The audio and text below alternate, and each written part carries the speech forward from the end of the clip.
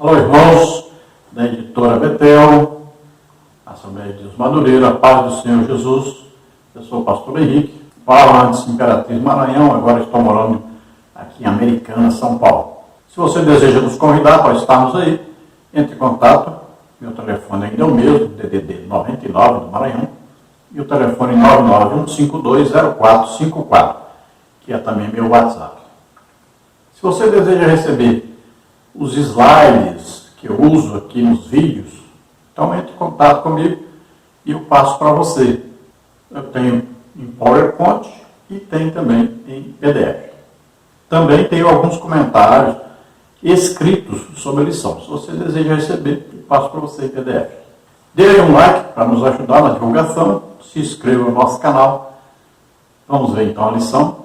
Nós estamos nesse trimestre estudando nas revistas Betel Dominical Adultos, da Betel Editora, terceiro trimestre de 2022, com o tema Sermão do Monte, a ética, os valores e a relevância dos ensinos de Jesus Cristo.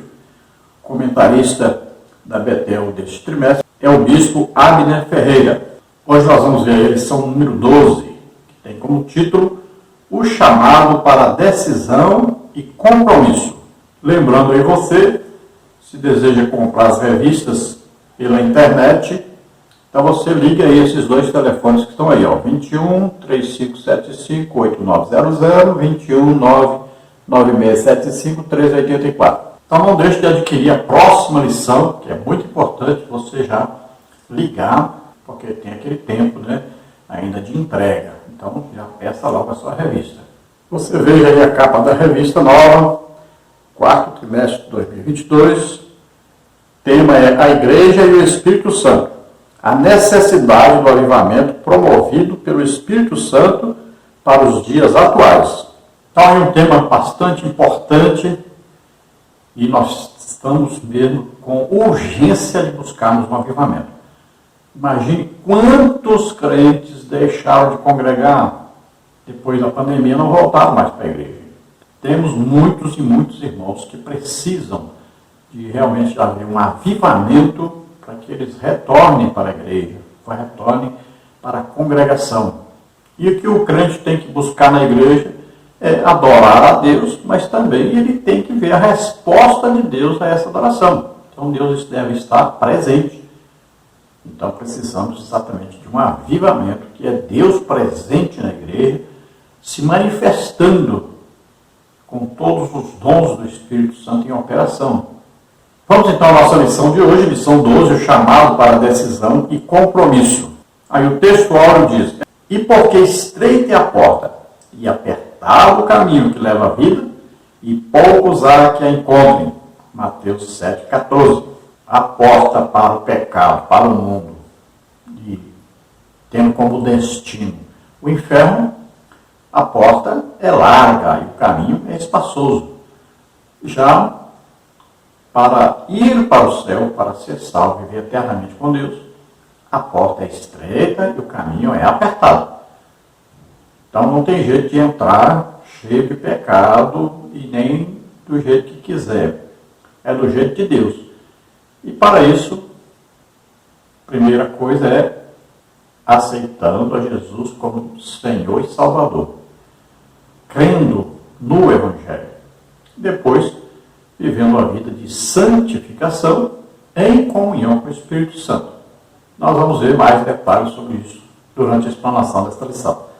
A verdade aplicada diz assim: qualquer que proclama o nome de Cristo, mas não dá bom fruto, será como a árvore inútil que é cortada e lançada ao fogo.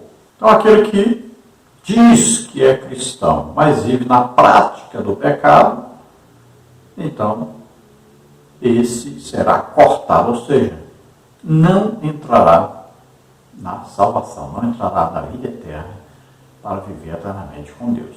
Então muitos hoje estão enganados, enganando e sendo enganados, né? Muita gente que está por aí, que até fazem milagres, né? Até profetizam, mas na verdade vivem na iniquidade, no pecado. O pecado, a iniquidade aí quer dizer o pecado constante, insistido, um pecado que a pessoa não deixa, o acompanha a vida toda. Como exemplo disso, nós temos aí essas várias religiões que invocam demônios, que consultam mortos, né? Lá se expulsa demônio, lá se cura doente, lá tem idolatria, né? Lá tem consulta aos mortos, horóscopo, adivinhação e tudo mais. Os objetivos dessa lição estão aí: falar acerca da porta estreita e da porta espaçosa, descrever o perfil dos falsos profetas e mostrar os dois tipos de servos.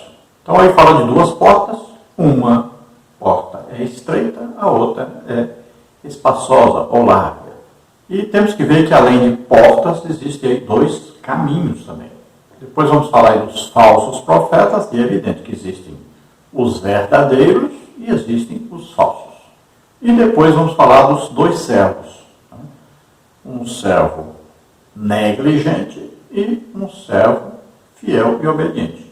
Vamos ao texto de referência que está em Mateus 7, de 13 a 20, que diz assim: Entrai pela porta estreita, porque larga é a porta, espaçoso o caminho que conduz à perdição, e muitos são os que entram por ela.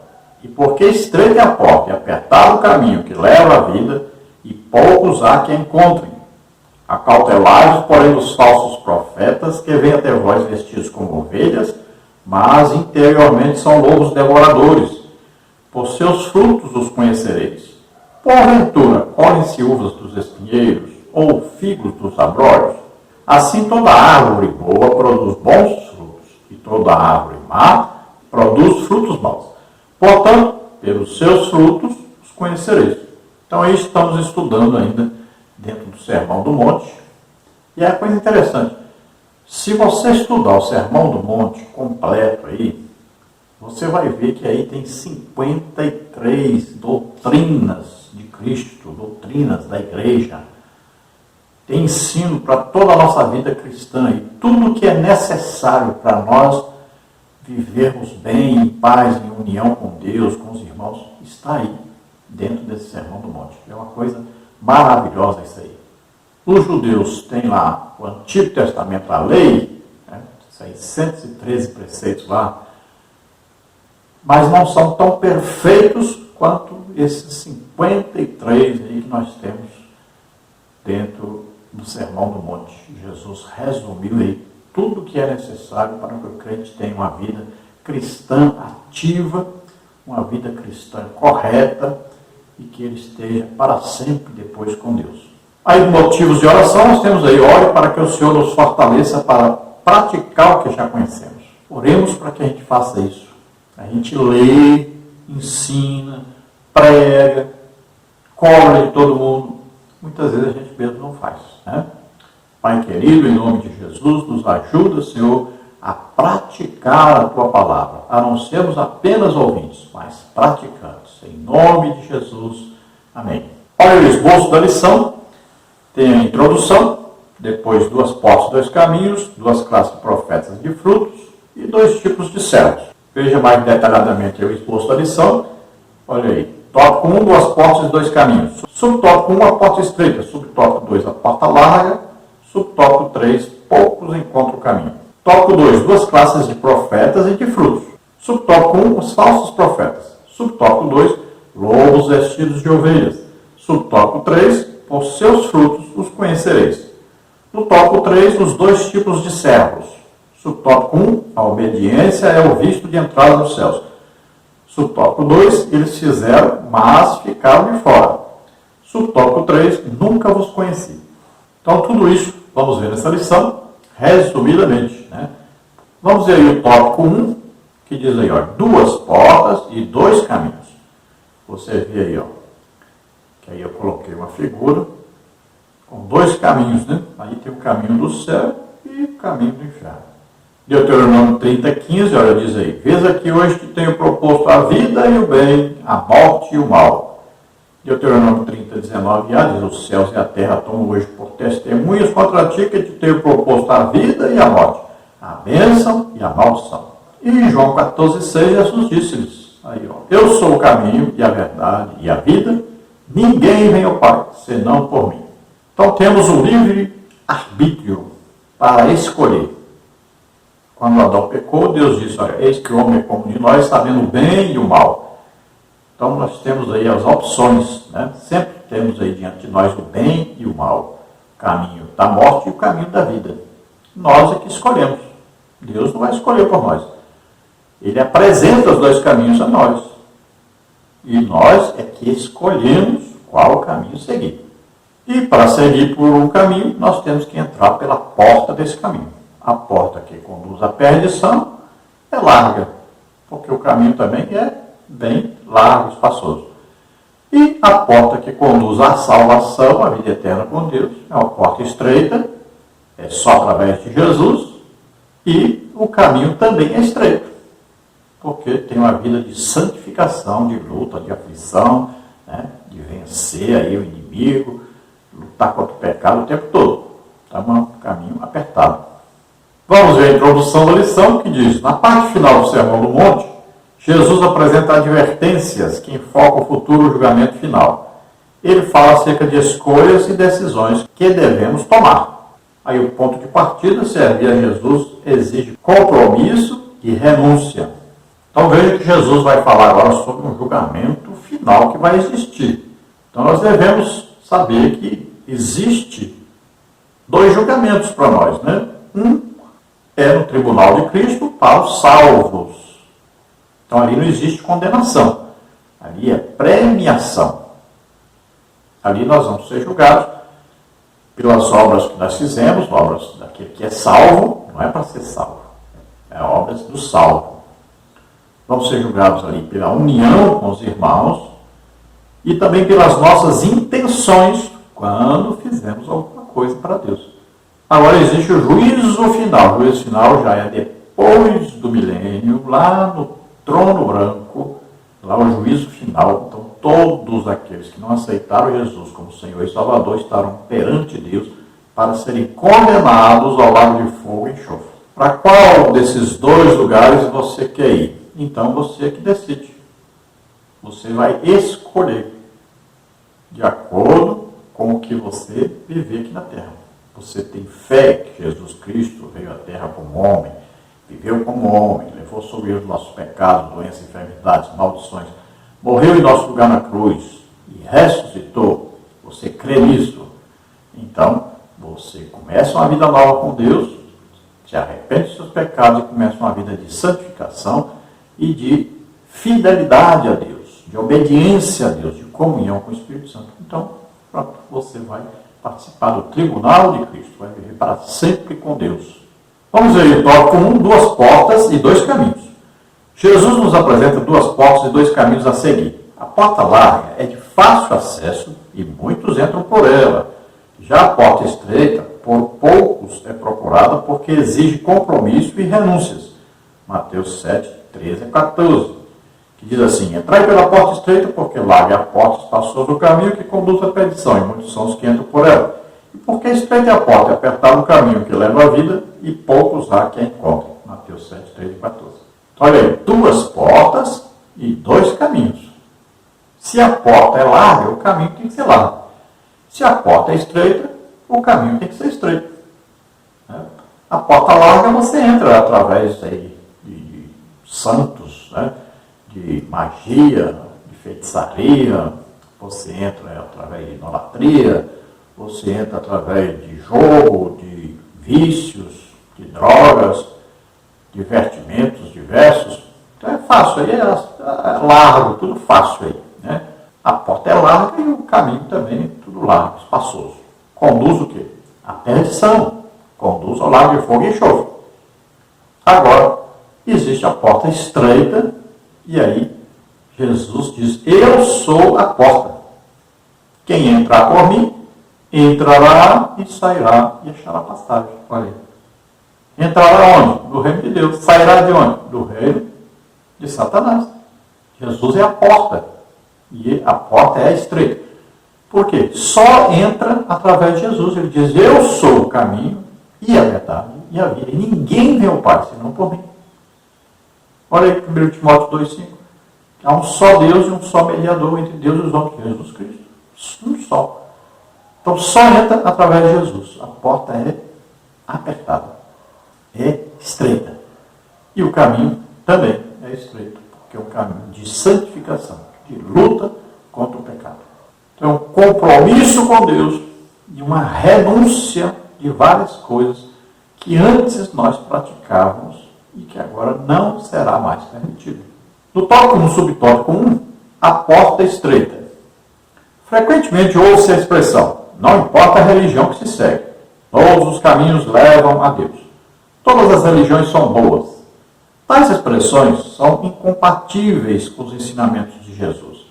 A Bíblia só fala de um caminho para a salvação e esse caminho é estreito. A estrada que conduz à vida está aberta a todos, mas quem decide trilhar esse caminho tem que se submeter ao rigor das exigências. O caminho estreito provavelmente se refere às demandas do discipulado, compromisso pessoal, renúncia de si mesmo, perseguição, tentação e até morte, seguindo os passos de Jesus. Mateus 5, 10 a 12, 6, 13, 16, 24, 28, 26, 41. Então, se nós procurarmos para as pessoas que estão vivendo debaixo do engano de Satanás, estão vivendo aí no mundo, na prática do pecado, eles dizem: Deus é bom, Deus vai salvar todos. Outros dizem: não, depois que eu morrer, lá vão rezar aí umas missas para mim, né, e vai arrumar minha situação. Cada um tem a sua crença que é fora daquilo que está na palavra de Deus. A Bíblia está disponível a todos, mas as pessoas não se interessam por Deus e diz aí no Salmo que aqueles que se esquecem de Deus serão lançados no lago de fogo e enxofre, serão lançados no inferno. Então, é um cuidado que nós temos que ter e temos que pregar o Evangelho a toda criatura para que eles possam ouvir a boa notícia de que existe salvação, de que existe perdão, que existe a misericórdia de Deus. Existe um Deus tão amoroso, que ele deu seu próprio Filho para morrer por nós pecadores. Então nós temos que levar essa notícia a todos. Eles ouvindo e crendo serão salvos. Então nós precisamos pregar a todos, porque a salvação é para todos. Todo aquele que ouvir e crer é salvo.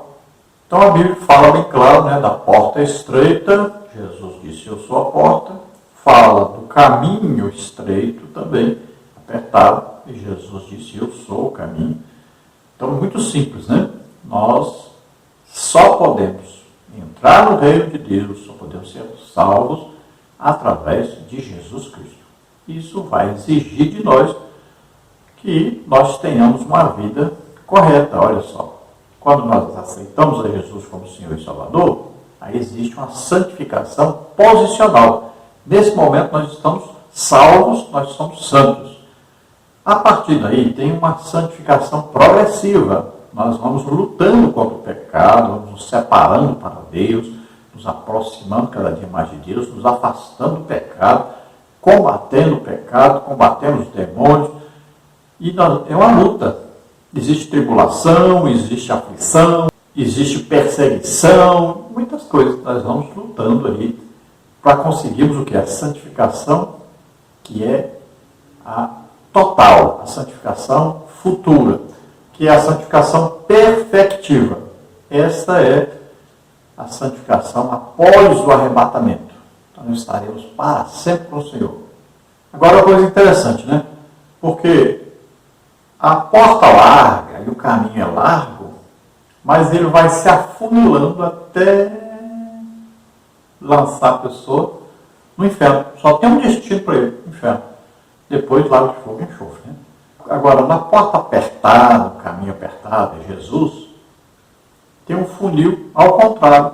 Abre-se para nós a eternidade com Deus. É coisa interessante isso. No subtópico 2, a porta larga. A porta ampla e o caminho espaçoso oferecem bastante espaço para aqueles que desejam seguir a norma cultural e piedosa dos líderes religiosos. Os termos amplo e espaçoso têm um sentido de facilidade e conforto.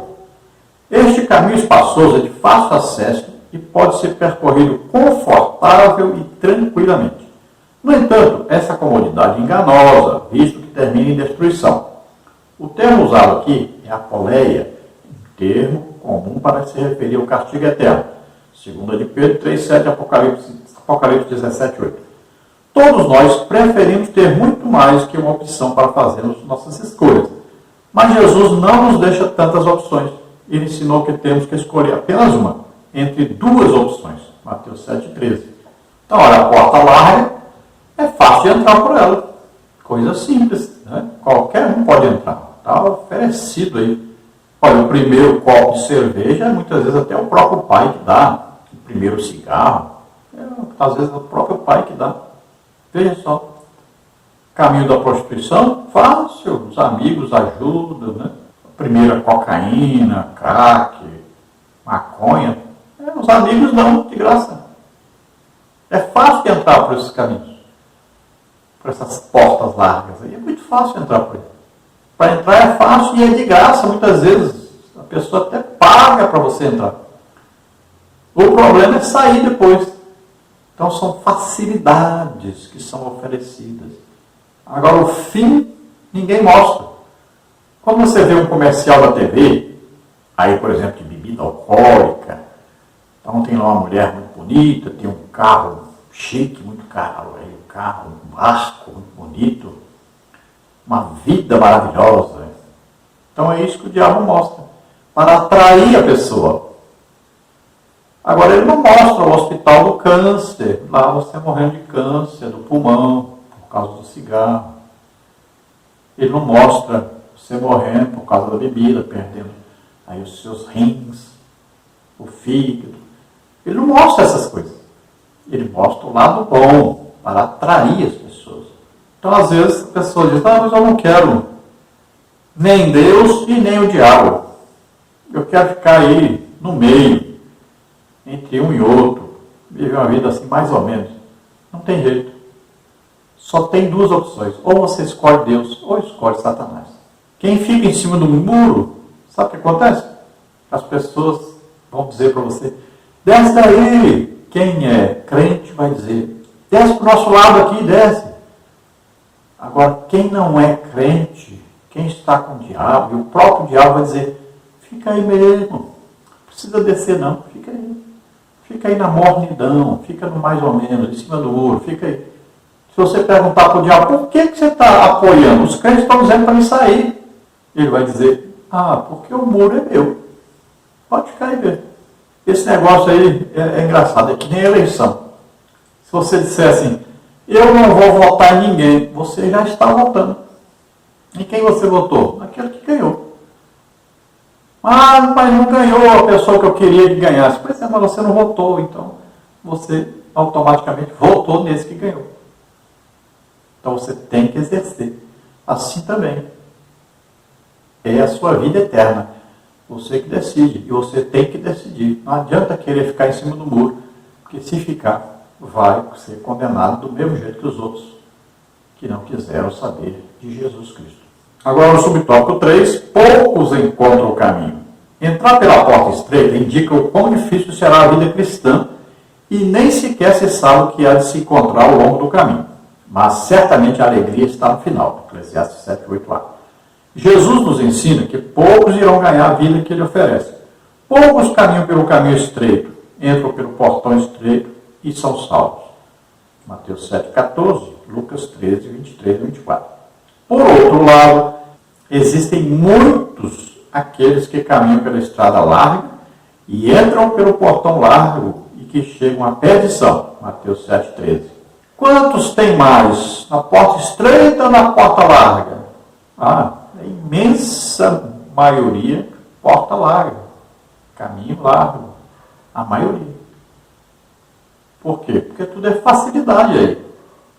Como porta estreita, caminho estreito é difícil, exige sacrifício, são poucos os que querem entrar.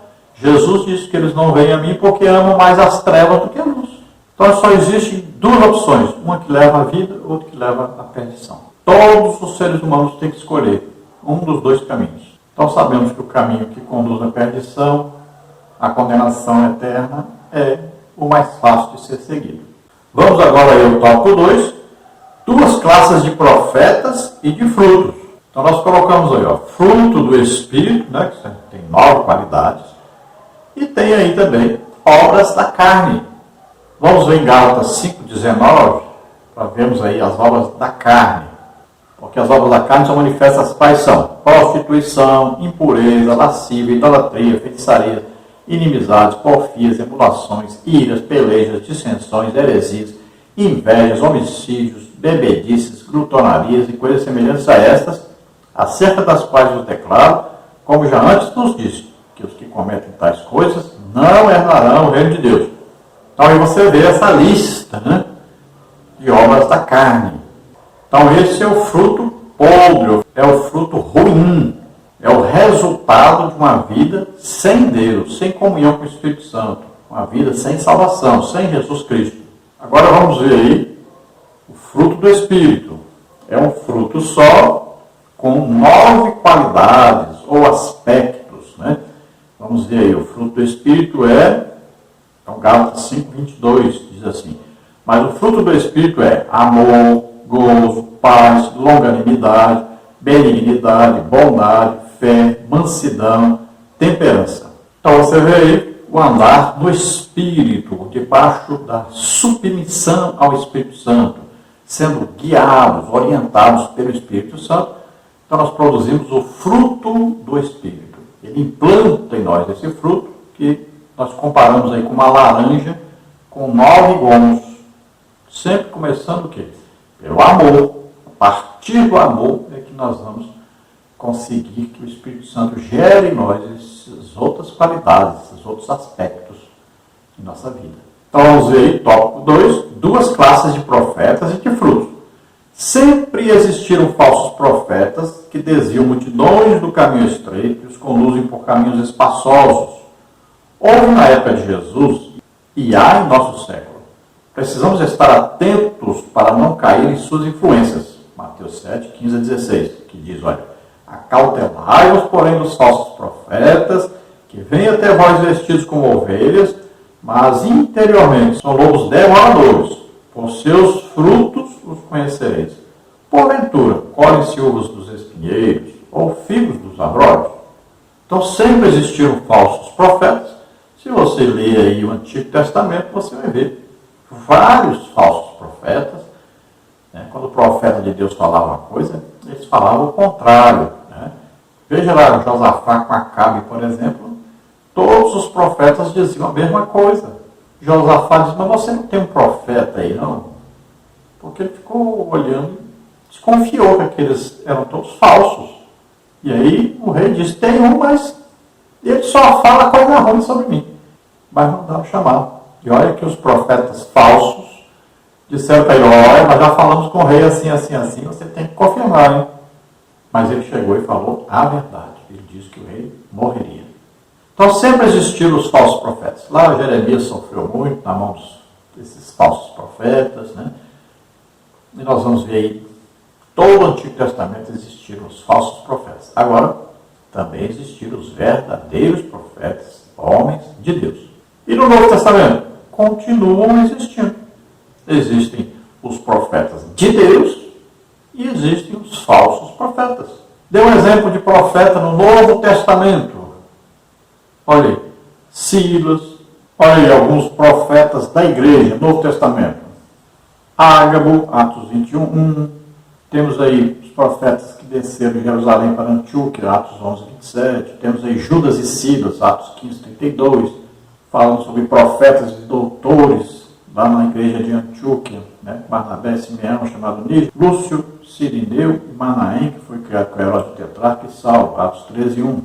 Efésios 4, 11, 1 Coríntios 12, 28, fala bem claro que Jesus deu alguns para serem apóstolos, outros para profetas, outros para evangelistas, outros para pastores e outros para doutores. Isso é da igreja.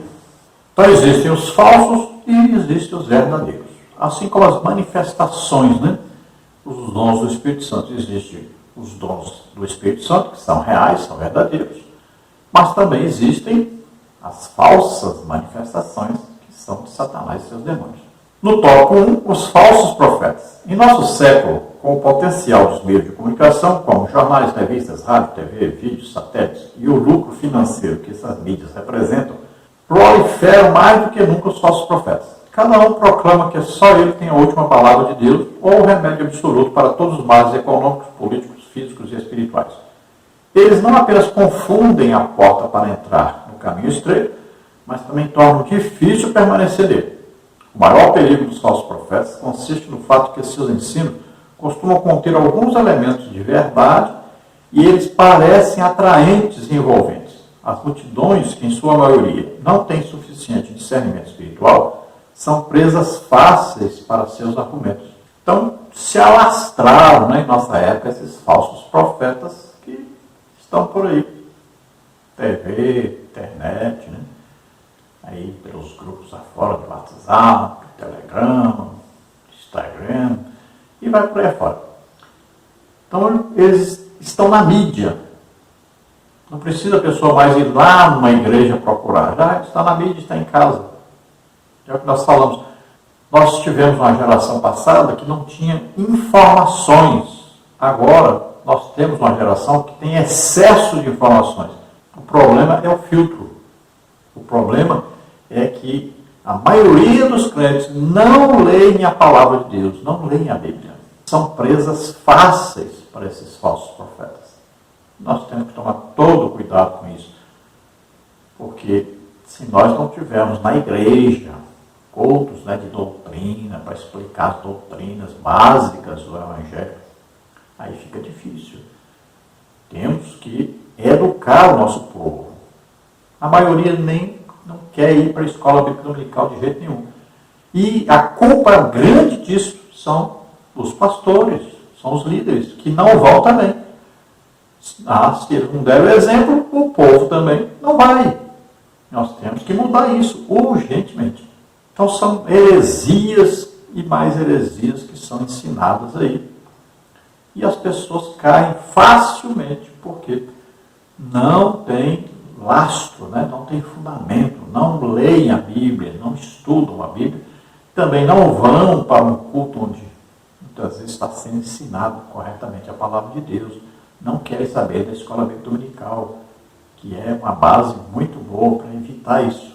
E o grande problema é que eles falam alguma coisa que é verdade, que é certo, e a maioria do que falam está errado.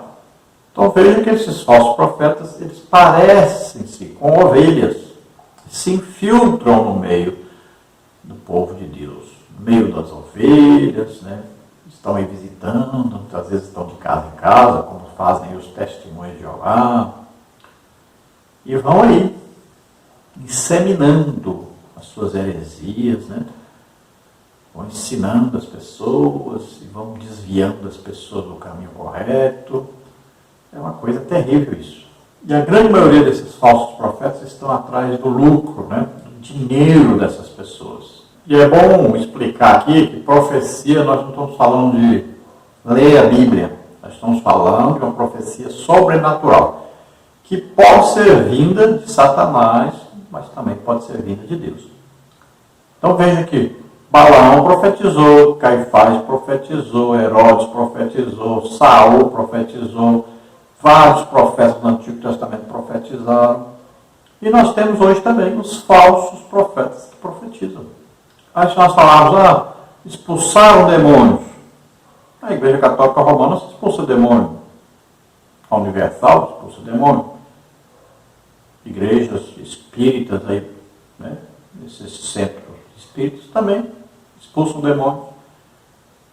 Então veja só, expulsão de demônios não quer dizer que a pessoa que está expulsando demônio pertence ao reino de Deus, é um profeta de Deus, uma pessoa de Deus. Não quer dizer isso. As curas, os milagres, pois é, lá no Espiritismo também tem. Todas as religiões também têm. Não quer dizer que seja de Deus. Veja só. Lá fazem o quê? Consultam mortos, adivinhações, horóscopos, tudo proibido pela palavra de Deus, está em Deuteronômio 18, proibindo isso.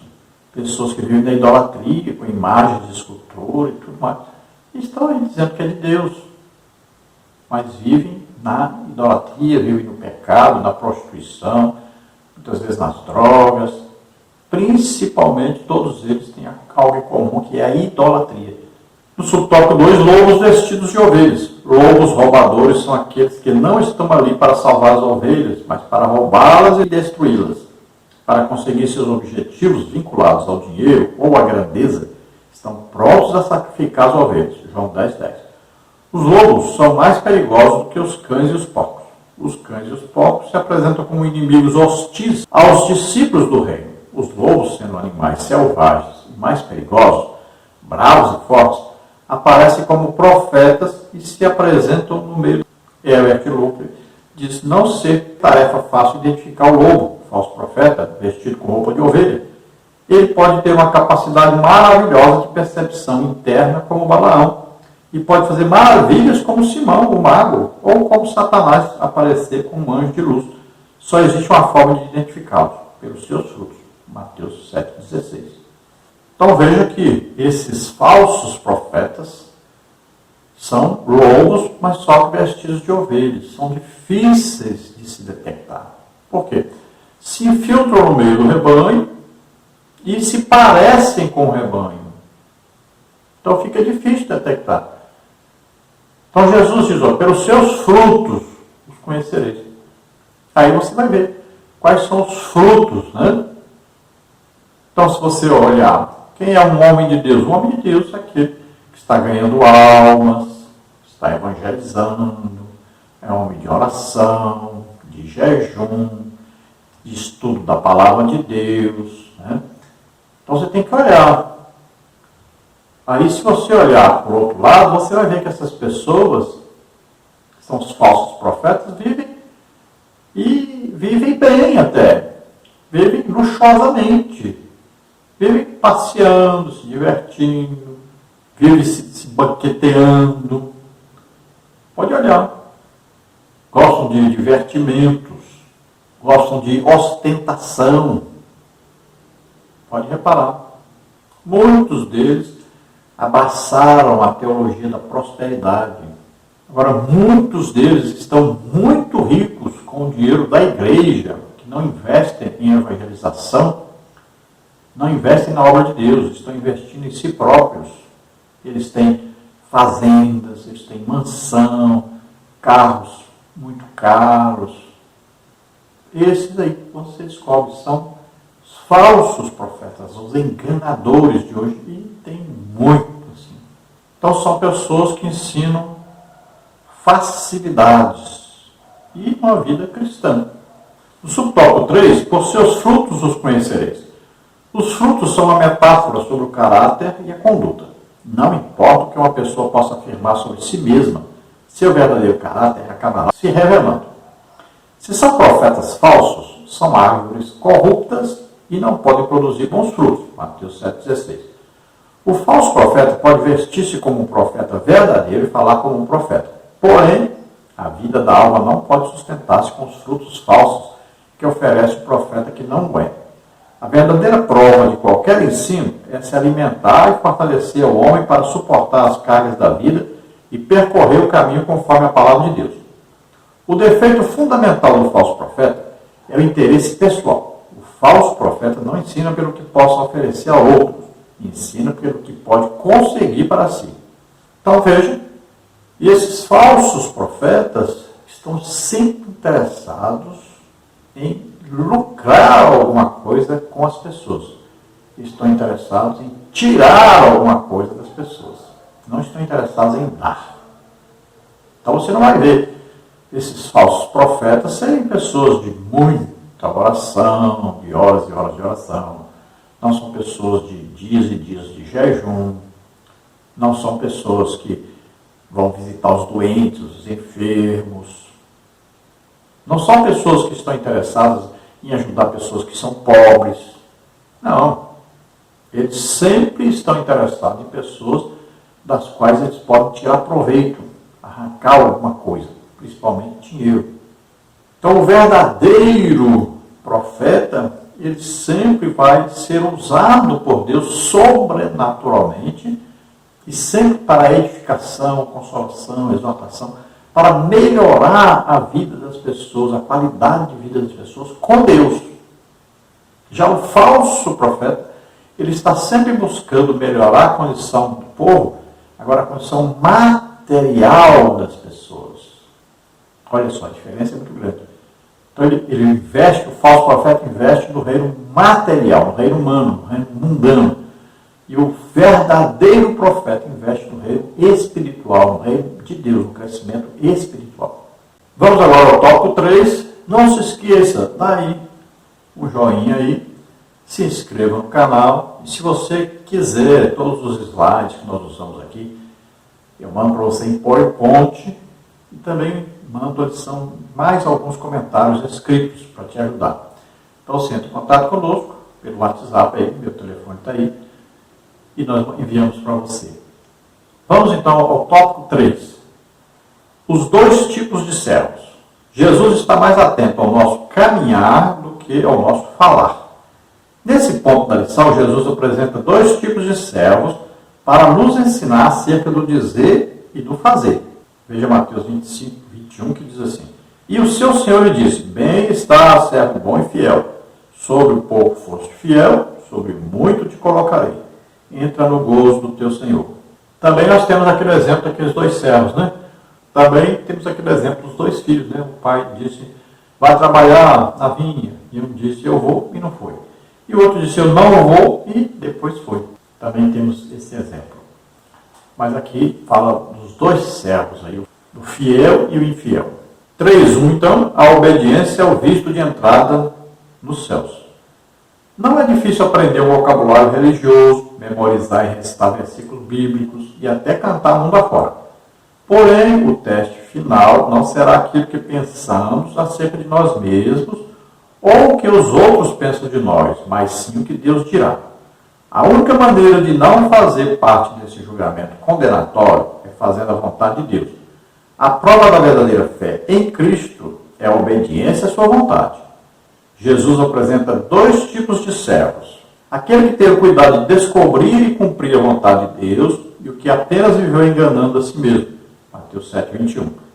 Visto que uma confissão verbal de Jesus como Senhor pode esconder o coração impenitente, Jesus afirma que a entrada do reino dos céus está reservada apenas para aqueles que fazem a vontade do Pai. Então veja que não basta apenas dizer Senhor, Senhor, como se fosse uma religião, né? A pessoa repete isso. Muita gente vai lá na frente da igreja, aí diz que está emocionado e diz que está aceitando Jesus e nunca mais volta para a igreja. Então, não basta só dizer, tem que obedecer. É uma vida cristã, não é apenas um momento, não é apenas por emoção. Deus não coloca alguém no reino de Deus só porque disse Senhor, Senhor. Não é só por isso. Não é só porque foi lá na frente e fez a confissão também. Deus olha o coração da pessoa, a intenção da pessoa. Eu gosto muito do batismo com o Espírito Santo por causa disso. Só Jesus pode batizar. E ele batiza, ele olha o coração da pessoa. Não é qualquer um, não. Tem muita gente que nunca realmente se entregou a Deus. Por isso não recebeu o batismo com o Espírito Santo ainda. Ele não se deixa dominar pelo Espírito Santo. Não se submete totalmente a Deus. Então é preciso que a pessoa se converta realmente. Que a pessoa tenha interesse realmente por Deus. Que ele se entregue totalmente a Deus. Confie em Deus. Que ele acredite realmente na salvação.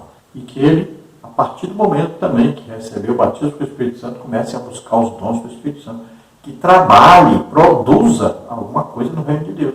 Isso exige o quê? Fé, obediência a Deus. A questão dos dois servos também nós temos que ver. Ninguém pode servir a dois senhores. Veja bem, pode servir a Deus e a Mamon. Não pode amar mais o dinheiro que a Deus. Também podemos ver na parábola dos talentos, aí, né, os servos, tá? Eram 3 na verdade. Né? Um enterrou o dinheiro, os outros 2 produziram. Veja que a diferença é muito grande. Né? Então vemos aí o caso dos 2 filhos. Um diz que ia trabalhar na vinha, outro diz que não ia. O que disse que ia não foi, e o que disse que não ia foi.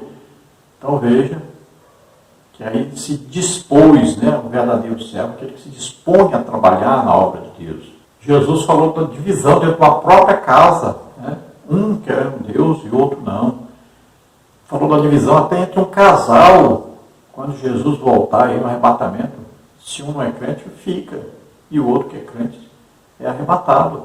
Veja, na cruz haviam dois. Olha ali. Um queria descer da cruz para voltar a roubar de novo.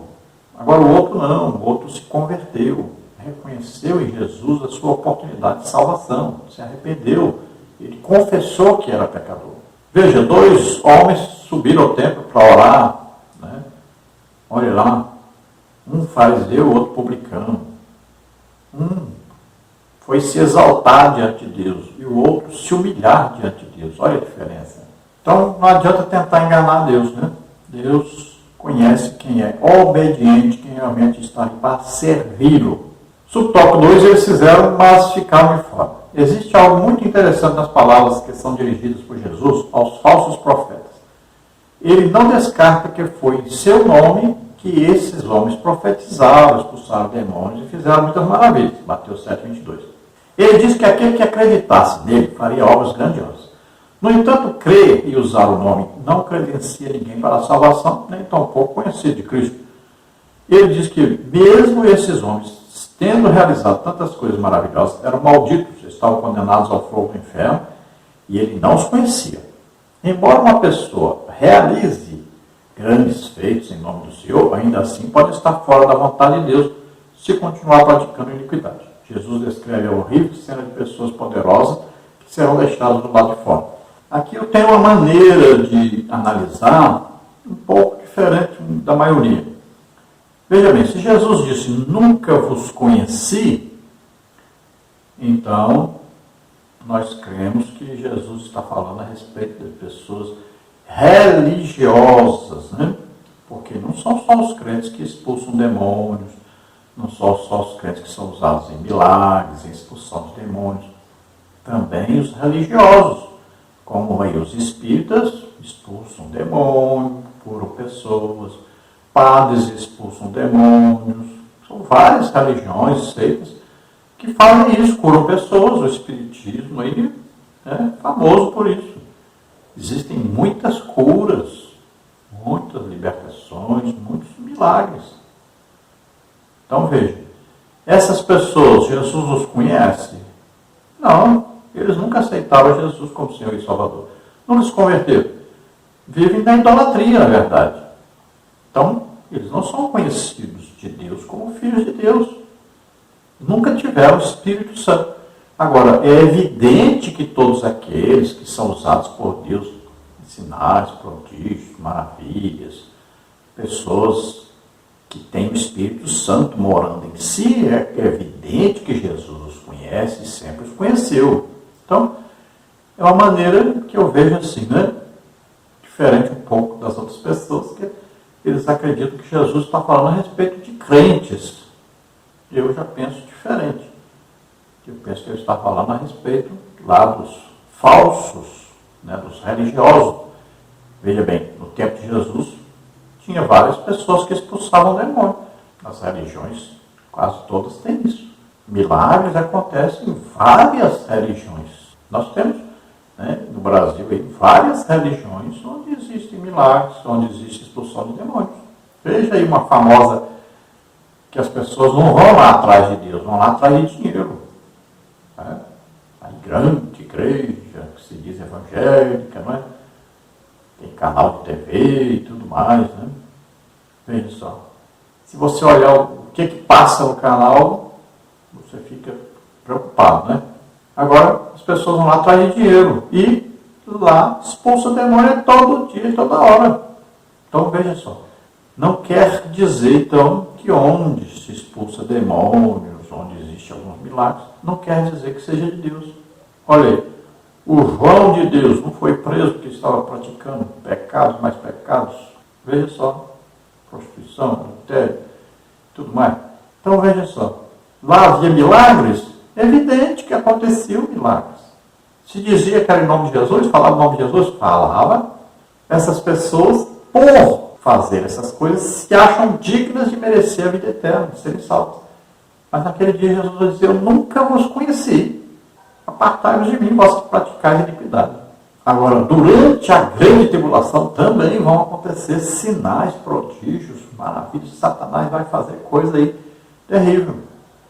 Veja só, vai confundir muita gente. Vai até o anticristo parece que vai morrer e vai ressuscitar. Imagine. Vai descer até fogo do céu. Então aí, a diferença é essa entre aquele que faz a vontade de Deus e o que não faz. Entre aquele que vive na obediência à palavra de Deus e o que não vive. Entre aquele que está santificando a sua vida, se separando para Deus, deixando o pecado. A diferença daquele que vive na prática do pecado, na iniquidade. O que essas pessoas que não herdarão o reino de Deus têm em comum? Todas essas religiões. A mesma coisa. Eles se justificam pelas obras. Todos eles têm a mesma coisa. Eles fazem obra de caridade, fazem as coisas, tudo para se justificarem diante de Deus. Eles se auto-justificam diante de Deus. Subtópico 3, nunca vos conheci. Essas palavras ditas por Jesus Cristo falam de um dia de prestação de contas, onde muitos irão comparecer diante dele para o acerto final.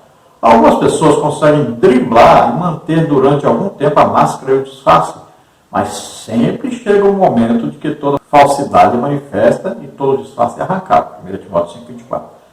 Nesse dia, os que creram em Cristo e provaram sua fé pela obediência não terão coisa alguma a temer. Mas os que dizem crer em Cristo e não obedecem à vontade de Deus serão condenados. É possível enganar aos homens com nossas palavras e ações, mas jamais poderemos enganar a Deus.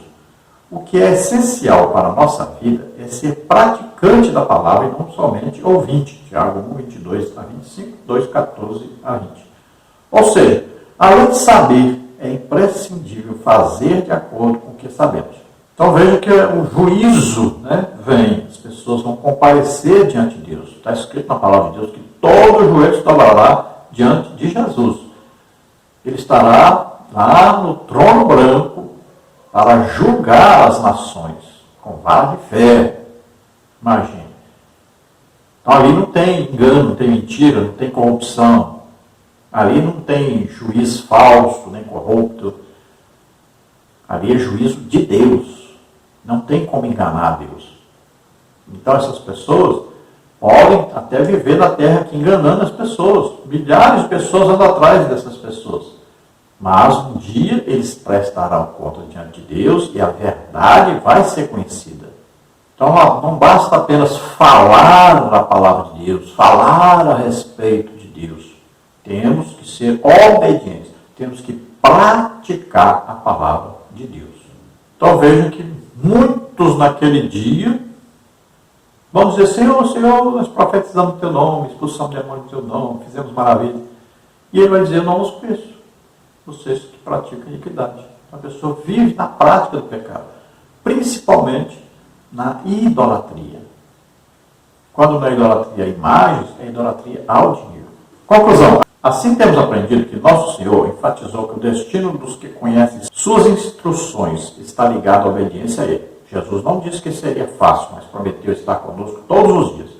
Esta é a garantia de que podemos avançar, porque Ele sempre irá nos ajudar a fortalecer. Mateus 28, 20, que diz aí: ensinando-as a guardar todas as coisas que eu vos tenho mandado, e eis que estou convosco todos os dias, até a consumação dos séculos. Amém. Então veja que Jesus está conosco para nos ajudar nessa tarefa de estarmos sempre fazendo a vontade de Deus, obedecendo a Deus e transmitindo a palavra correta de Deus, o verdadeiro evangelho que salva, que liberta, que cura, que batiza com o Espírito Santo, e vai nos conduzir à vida eterna com Deus. Vamos orar agora? Se você deseja entregar a vida para Deus agora, vamos orar juntos. Você recebe agora o Espírito Santo, você é salvo agora. Se você está doente, ou está enfermo, vamos orar agora para que você seja curado. Vamos orar. Pai querido, em nome de Jesus, toca, Senhor, essas vidas agora, Senhor.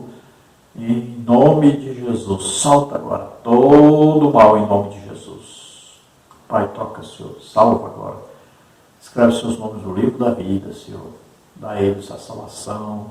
Concede a eles agora o Espírito Santo, companheiro que vai ajudá-los nesta vida terrena, combatendo o pecado, vencendo os inimigos. Em nome de Jesus, ajuda-os, Senhor. Aqueles que estão doentes, estão enfermos, em nome de Jesus, solta agora toda doença, toda enfermidade.